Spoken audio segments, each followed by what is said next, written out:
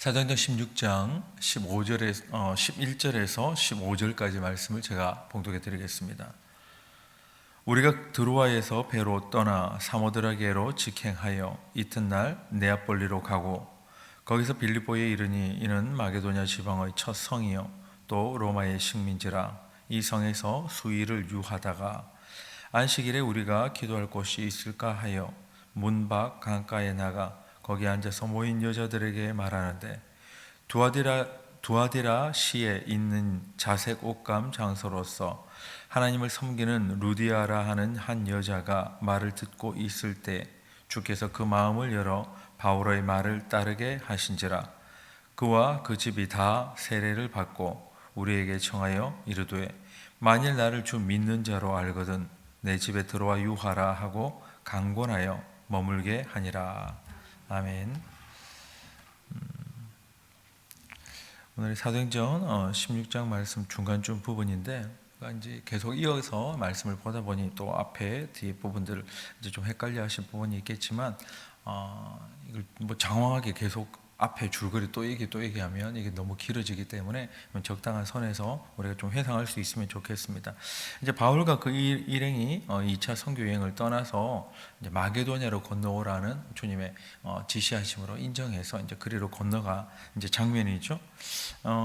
그래서 첫 번째 이제 인정하고 넘어갔는데 그게 과정이 11, 12절에 우리가 드로아에서 배로 떠나 사모드라게로 직행하여 이튿날 네아폴리로 가고 거기서 빌립보에 이르니 이는 마게도냐 지방의 첫 성이요 또 로마의 식민지라. 이 성에서 수일을 유하다가 이렇게 되어 있습니다. 이제 마게도냐를 건너가서 그 사람들 돕는 것이 하나님의 뜻이다 이렇게 인정을 해서 이제 곧바로 실행에 옮겼는데, 그래서 여기 표현해 보면 사모드라게로 직행하여 이튿날 네아폴리로 가고 이렇게 표현됩니다. 이 직행하다는 뜻이 지름길로 가다 이런 의미예요. 또 뿐만 아니라 이제 배를 타고 갔기 때문에 배로는 곧바로 가다 이런 표현입니다. 근데 곰곰이 생각해 보면 배로 곧바로 가고자 해서 곧바로 가지는 게 아니잖아요. 당시의 동력들을 생각해 보면 뭐 요즘은 워낙 바람이 있어야 가고 이런 그런 배도 아직 있지만 요트 같은 경우에 이 동력 자체가 그냥 그 모든 것을 뚫고 가게끔 하는 정도도 있고 물속에서 잠수함으로 가기도 하고 아예 그냥 연료를 안 실어도 될 정도로 핵 잠수함도 생기기도 하고 하는 이 시대에 생각할 수 없는 이 표현인 것 같아요. 두 번이나 막힌 계획 다음에 여기구나 했을 때 얼마나 그 마음에 이 진정성, 기대와 열정이 가득했을까 생각해 봅니다. 그 빙빙빙 돌다가 여기구나 했을 때에 2차 선교 여행을 나온 이 사람들의 열망들이 담겨 있을 거 아니에요. 거기 가서 열심히 뭔가를 해보리라 그런 마음이 어쩌면 이 직행했다는 단어에 담겨 있는 게 아닐까. 묵상하는 자로서 그러한 또 이 단어에 대한 어떤 뜻들을 표현해 볼 때에 그런 마음이 이제 드는 거예요. 배가 마음대로 갈 수 있는 것은 아니지만 그러나 직행했다 이런 표현을 보면 그 기대와 열정이 얼마나 대단했을까라는 것들이 이제 표현되지 않을까 이렇게 생각이 됩니다.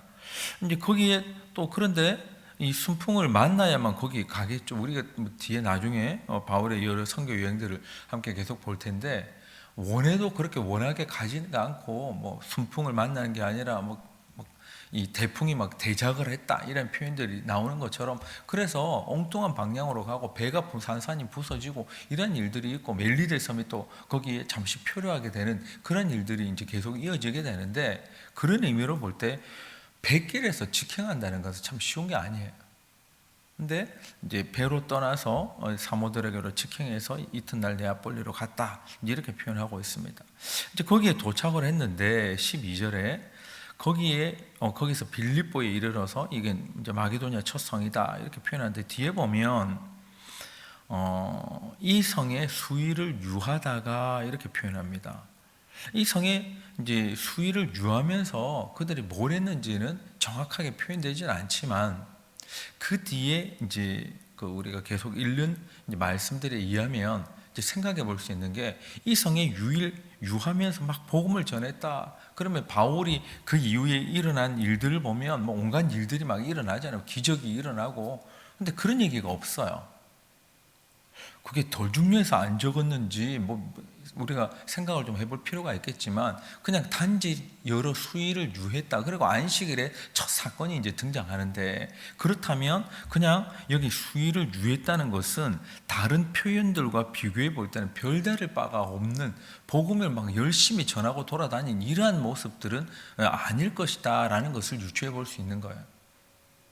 근데 이게 왜 며칠을 그냥 수일을 유했다 이렇게 표현했는지는 정확히는 알 수 없습니다만, 수일을 유하면서 복음을 전했다, 하나님의 말씀을 선포했는데 뭐 누구가 왔다 갔다 따랐다 안 따랐다 이런 것들이 그전에는 다 있었는데, 그런 표현이 없는 걸로 봐서 이건 별다른 일 없이 며칠을 지났을 가능성이 굉장히 많다는 거예요.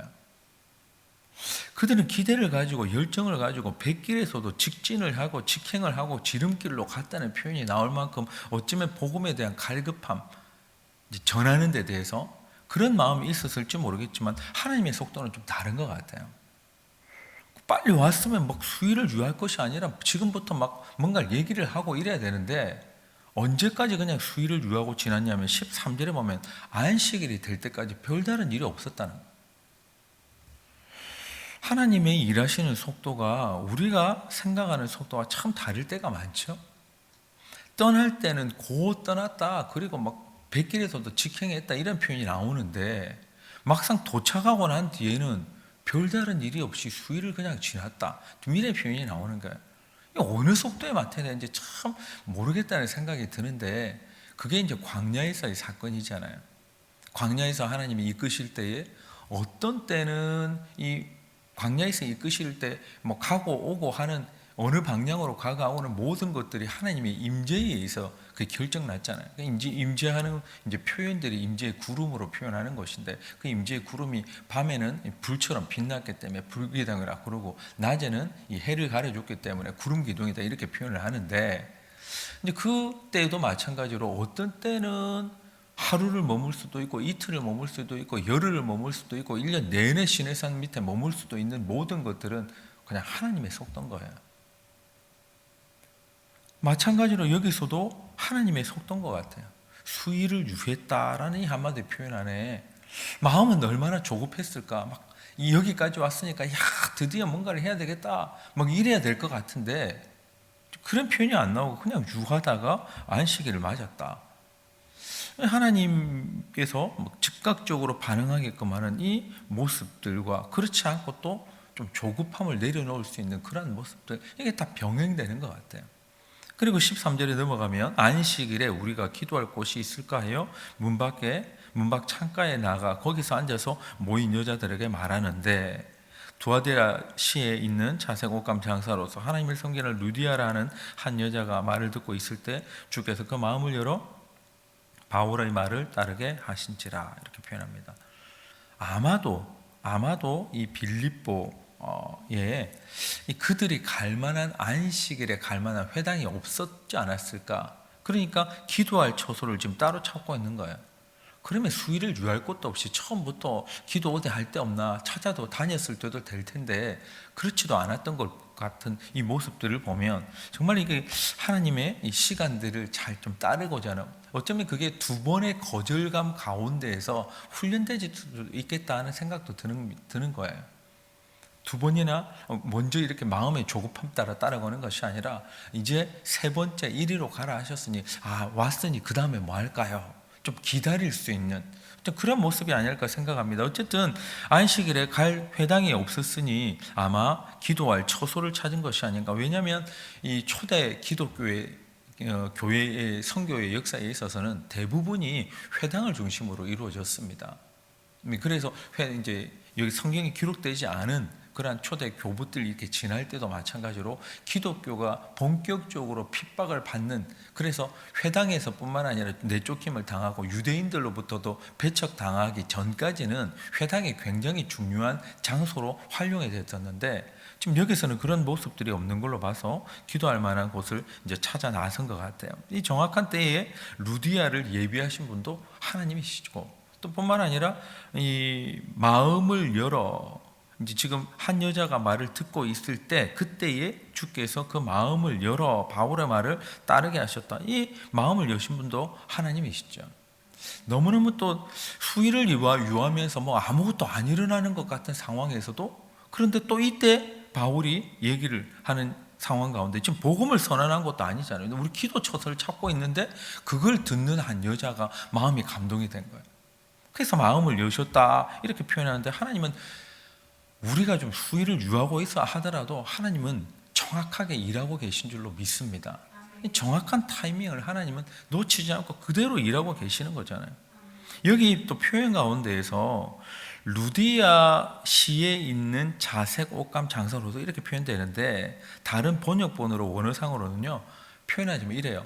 루디아, 그 두아디라 출신 루디아 이런 거예요. 그러니까 이 루디아라는 사람이 두아디라 출신이라는 것입니다. 갑자기 생뚱맞게 지금 빌립보 왔는데 두아디라 시에 있는 자색 옷감 장사가 나타난 게 아니고, 두아디라 시의 이제 그 출신인 그런 루디아라는 여자가 마침 그 얘기를 듣고 있었다는 거예요. 여기 지금 두아디라 시가 어디냐면 이 로마에 속한 아시아 지역이에요. 우리 뭐 지난주에서 계속 보고 있는데 아시아에 성령님이 말씀을 못 전하게 했거든요. 바로 거기 중에 한 도시가 두아디라시입니다. 그러니 주님은 여전히 일하고 계신데 두아디라시를 버리고 아시아를 버린 게 아니고 거기 출신인 또 한 여자를 사용하시는 거예요. 그러니 하나님이 일하시는 이 모든 것들에 대해서 우리는 그림을 다 그릴 수는 없습니다. 근데 또 하필이면 거기 막으셨다고 생각되는 바로 거기에 출신인 두아디라의 시의 출신인 이 루디아가 그 얘기를 듣고 마음을 또 열어주시는 거예요. 그러려면 차라리 로마의 그 아시아 지역에 있는 사람 다 하나님의 마음을 열어주실 수도 있는 거잖아요. 하나님의 일에는 속도가 있고 하나님의 계획이 있으시니 우리는 그걸 다 헤아리지 못하는 거예요. 근데 여전히 하나님은 또 그 지역 출신을 또 사용하셔서 이 빌립보 지역을 전도하게끔 복음의 거처로 삼게끔 하신다는 것입니다. 참 이 드라마틱한 것 같아요. 거기는 복음을 지금 전하는 거 아니다. 근데 그쪽 지역 출신인 여자를 통해서 이 빌립보 지역을 전도하는 데에 성경의 거점을 만드시는 이 상황들입니다.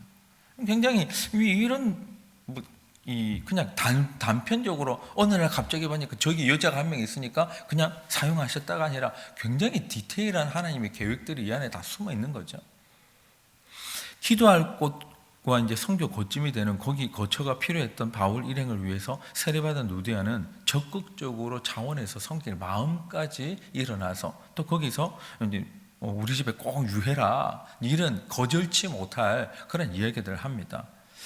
누가복음 10장에 보면 주님께서 제자들을 파송하시면서 네가 복음의 거점을 삼을 때에 어떤 집에 유하고 어떻게 행동할지에 대해서 기본적으로 지시하신 상황이 나오는데, 누가복음 10장 3절부터 7절까지를 제가 읽어드리겠습니다. 갈지어다 내가 너희를 보냄이 어린 양을 이리 가운데 보냄과 같도다. 전대나 배낭이나 신발을 가지지 말며 길에서 아무에게도 무난하지 말며 어느 집에 들어가든지 먼저 말하되 이 집이 평안할지어다 하라. 만일 평안을 받을 사람이 거기 있으면 너희의 평안이 그에게 머물 것이요 그렇지 않으면 너희에게로 돌아오리라. 그 집에 유하며 주는 것을 먹고 마시라. 일꾼이 그 삭슬 받는 것이 마땅하니라. 이 집에서 저 집으로 옮기지 말라. 이렇게 되어 있습니다. 이게 묘한 말씀이에요. 그리고 나중에는 이제 또 뭐 전대를 가지라 이런 말씀이 있는데, 일단 그 부분은 지금 오늘 보고자 하는 말씀이 아니고, 지금 어느 성에 들어가든지 어느 집에 들어가든지 그래서 그 집에 유하며 주는 것을 먹고 마시라. 일꾼이 그 삭슬 받는 것이 마땅하니라. 이 집에서 저 집으로 옮기지 말라. 이렇게 표현합니다. 주님께서는 제자들을 그냥 보내지 않으셨다는 것을 지금 이 본문을 읽다 보면 그런 생각이 드는 거예요. 이게 특별히 표현이 3절에도 어린 양을 이리 가운데 보낸다. 우리 만약에 어린 자녀를 막 잡아먹을 수도 있는 이리 가운데 보낸다 생각하면 어떤 마음이 들지 아시겠죠? 이렇게 읽고 또 읽다 보니까 그런 마음이 드는 거예요.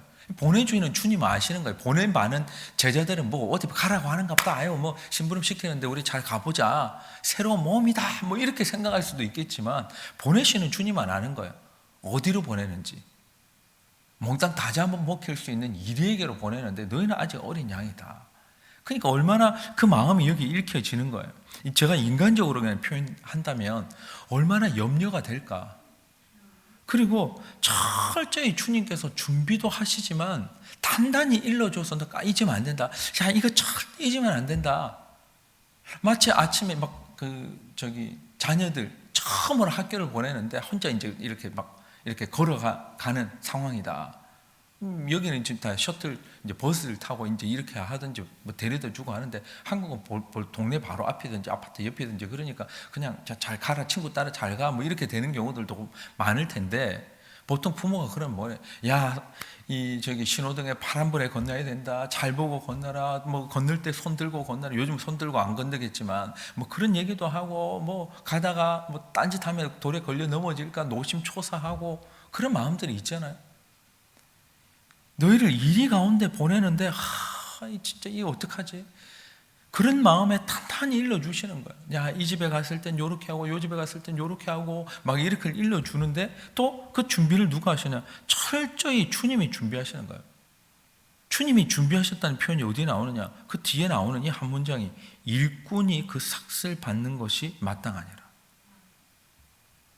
지금 일꾼이 그 삭슬 받는 것이 마땅하니라 이렇게 되어 있는데 제가 누가복음 10장 7절 다시 한번 읽어드릴게요.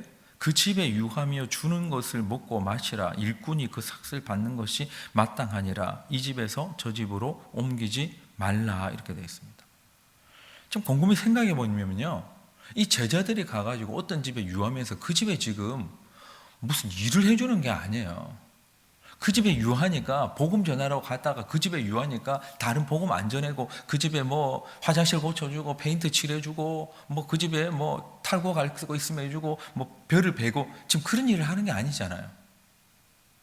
그러면 그 집 주인이 생각할 때는 무슨 이게 말도 안 되는 얘기냐. 우리 집 일을 하나도 안 하는데 무슨 일꾼이 그 삭슬 받는 것이 마땅하다고 지금 밥상머리에 앉아가지고 그냥 이게 마땅하다 이렇게 밥상을 받고 있냐 이 생각하지 않겠습니까? 일꾼이 그 삭슬 받는 것이 마땅하니라. 그들은 그 품삯을 그 집안을 위해 노동한 것으로 받는 게 아닌데, 그리고 또 뒤에 묘한 것이 뭐냐면 이 집에서 저 집으로 옮기지 말라. 왜 이 말씀을 적어놨을까요? 복음 전하는데 만약에 이 동네에 한 달 정도 복음을 전하고 있다. 그럼 한 집에만 유하면 그 집 재산들 다 해야지. 그 집 섬겨야 되죠. 바쁜데 그것 늘 다 이 무슨 접대 다 해야 되죠. 얼마나 그게 부담스러울까. 우리 다른 집에 어떤 친구 집이든 누구 집이든지 뭐 한국에 가시든 친척 집이든지 아무리 친하고 뭐 하더라도 한 달이 되고 두 달이 되고 세 달이 되면 부담스럽지 않을까요? 그러니까 이 집에 한 열흘 머물렀는데 너무 미안하다. 딴 집에 가가지고 좀 있는 게 좀 낫겠다. 그런 마음이 들 수도 있을 것 같아요. 근데 여기서 주님께서는 마땅하다. 그러니까 이 집에서 저 집으로 옮기지 말아라. 그럼 집주인이 생각할 때 지금 숙식을 제공하고 있는데 우리 집 일을 하나도 안 하는데 삭슬 받는 것이 마땅하다 생각하고 앉아 있으면 얼마나 그게 과간이겠어요? 염치가 없는 거겠죠. 근데 이 지금 집주인에게 당연한 것이니까 너는 나를 잘 섬겨라. 지금 그런 얘기가 아니에요. 이 주제는 감사를 잊지 말라는 얘기가 아닙니다. 주님이 지금 하시는 이 포인트는 뭐냐면 내가 너를 위해서 삭슬 제공하고 있다. 보내는 분이 누구예요? 지금 누구 일을 하고 있는 겁니까? 주님이 보내시고 주님의 일을 하는 것이니까 그 삭슬 내가 준비해 줄 테니까 그걸 받는 것은 마땅하다. 그 네가 거저가 아니라 내가 보내는 거고 내가 그것을 준비하는 거고 내가 준비한 사람을 통해서 너를 공개끔 할 것이기 때문에 그건 너무 당연한 것이고 마땅한 것이다. 지금 그 말씀을 하고 있는 것입니다. 그럼 그것이 마땅한 것이 되려면 준비를 누가 해야 되는 거예요? 주님이 하셔야 되는 거예요. 나는 하나도 준비 안 하는데 너 저쪽 집 가가지고 얻어먹는 게 마땅하다. 그건 말도 안 되는 얘기잖아요. 주님이 보내시고 주님의 일을 하는 사건이고 주님의 일을 하고 있기 때문에 주님이 예비하셔서 공급하시는 것이 너무 당연하기 때문에 그걸 마땅하다 이런 표현을 쓰고 있는 것입니다. 이 땅에서의 삶으로 부르심을 받은 우리도 다 마찬가지 아닐까요? 우리 이 땅에 왜 왔는지를 자꾸 잊으면 우리에게 일꾼 삼으시고 주님의 일꾼 삼으시고 그 삭슬 주시는 분이 오늘 뭐 삭시라고 하면 뭐 나가서 내가 열심히 일해서 노동해서 번다, 그것도 삭시겠지만 오늘 생존할 수 있게끔 주님은 공짜로 얼마나 많은 것을 주십니까?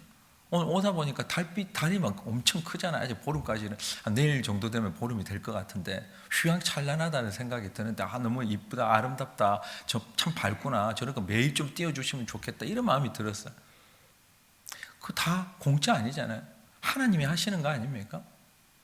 우리에게 산소를 제공하시고 햇빛을 제공하시고 그래도 어쨌든 일터로 나갈 수 있는 건강도 주시고, 오늘 하나님이 나 오늘 그냥 심장을 멈추는 게 좋겠다, 그럼 끝나는 거 아니에요. 근데 그 모든 것들을 디자인하셔서 하시는, 준비하시는 하나님께서 우리를 통해서 또 다른 사람을 통해서 우리에게 양식을 주시기도 하고 어떤 물질을 주시기도 하는 것도 마찬가지지만 그 모든 과정을 누가 하시느냐? 주님이 준비하시는 거 아닙니까? 오늘 두아디라에 사는 사람을 거기까지 가서 만나게 하신 분도 주님이신 거예요. 루디아의 마음을 여신 분도 주님이십니다. 세례를 받을 뿐만 아니라 강권하여 그들을 섬겨야 되겠다는 강렬한 마음이 일으킨 것도, 일어나게 하신 것도 주님이신 것이고, 우리가 이 땅의 삶의 보내심을 받아서 우리가 그러면 누구를 위해 지금 일하고 있는지를 정확히 알아야 될 것 같다. 누구를 위해서 일하고 있는지를 모르면 이게 좀 헷갈릴 뿐만 아니라 이게 지금 염치가 더 없어지는 것 같고, 근데 그 삭슬 주시는 분이 누구고 그 삭슬 왜 주시는지, 우리를 왜 이 땅에 보내셨는지, 그래서 우리는 지금 누구를 위해서, 무엇을 위해서 일하고 있는지, 왜 존재하고 있는지에 대해서 명확히 알 때에 어쩌면 그 삭슬 받는 것이 마땅하니라, 이 표현이 맞아떨어지는 것 같아요. 오늘 우리 매일을 준비하시는 분이 오늘도 우리를 위해서 준비하시는 줄로 믿습니다. 사람도 준비하시고 일도 준비하시고 삭도 준비하시고, 우리 꼭 대가가 있는 일만 하는 건 아니잖아요. 누군가를 위해서 봉사를 하고 희생도 하고, 정말 대가 없이 우리가 누군가를 위해서 정말 애를 쓰기도 하고, 기도 자리에 나와서 기도하는 것도 얼마나 애를 씁니까? 뭐 아무것도 안 보이는 것 같은데 끙끙대면서 하나님이 이 집중력을 흐트러뜨리지 않고 우리가 뭐 말이든지 뭐 성령의 인도하심을 따라서 막 방언을 하든 아니든 막 그 생각을 집중해서 그렇게 하는 모든 것들도 하나님이 시키시는 일에 대한 것이다 생각하면, 오늘 내가 누구를 위해서, 무엇을 위해서 지금 일하고 있냐? 주님께서 우리를 보내셨으니 주님을 위해 일하고 있는 거겠죠. 먹든지 마시든지 무엇을 하든지 주님을 위해서 하는 거 아니겠습니까? 그러면 그 삭도 주님이 예비하시고, 사람도 주님이 예비하시고, 건강도 예비하시고, 환경도 예비하시고, 모든 타이밍도 주님께서 예비하여 주시는 줄로 믿습니다. 그러니 때로는 이들이 수위를 그냥 유할 때도 마찬가지로 그 목적을 잃지 않아야 타이밍을 맞출 수 있을 것 같고, 또 뿐만 아니라 타이밍을 맞추면서 수위를 유하지만 게으르지 않으면서도 조급하지 않을 수 있는 여유. 조급하지 않으라 그러니까 게을러라는 얘기로 잘못 들으면 안 되잖아요. 그러나 조급하면서 서두르지는 않으면서도 여전히 성실할 수 있는, 여전히 성실하지만 하나님의 타이밍을 맞춰서 조급하지 않을 수 있는 그 신앙적인 여유, 그 모든 것들은 하나님이 예비하신, 하나님이 우리를 위해서 오늘도 예비하셨다, 사람을, 환경을, 우리의 모든 것들을 예비하셨다는 그 든든한 믿음과 신뢰 때문이 아닐까 생각합니다. 오늘도 하나님이 우리를 위해서 하나님이 멋지고 아름다운 것들을 예비하시고 우리를 일하라고 보내신 주님께서 오늘 우리가 누구를 만나든 어떤 일을 하든 하나님의 일을 하게끔 하시는 줄로 믿습니다. 그 삭시 오늘 이 땅에서 받게 되든 아니면 영원한 하나님 나라에서 받게 되든 우리가 아름다운 삭스를 바라보며 우리를 일꾼으로 부르신 주님 앞에서 오늘 열심히 일하는 우리 모두 될 수 있기를 예수님 이름으로 축복합니다. 한번 기도하겠습니다. 하나님 아버지, 오늘 하나님이 주신 시간들을 우리는 사용하면서 일합니다. 주님, 어쩌면 수일을 유하면서 아니면 수년을 유하면서 수십 년을 유하면서 아무것도 하지 않는다 하더라도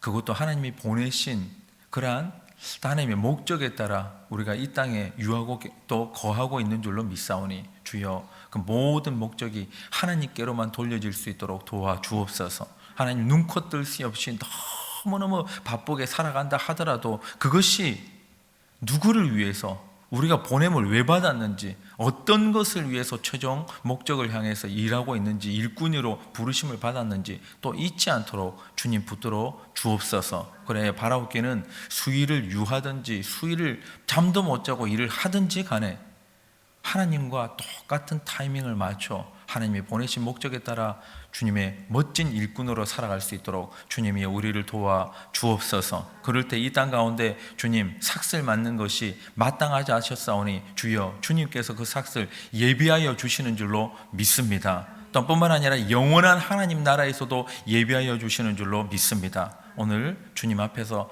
열심을 다하는 우리 모두가 될 수 있도록 도와주시되 하나님과 타이밍을 잘 맞추는, 속도를 잘 맞추는 자들 될 수 있도록 인도하여 주시옵소서. 맡겼고 예수님 이름으로 기도하옵나이다. 아멘.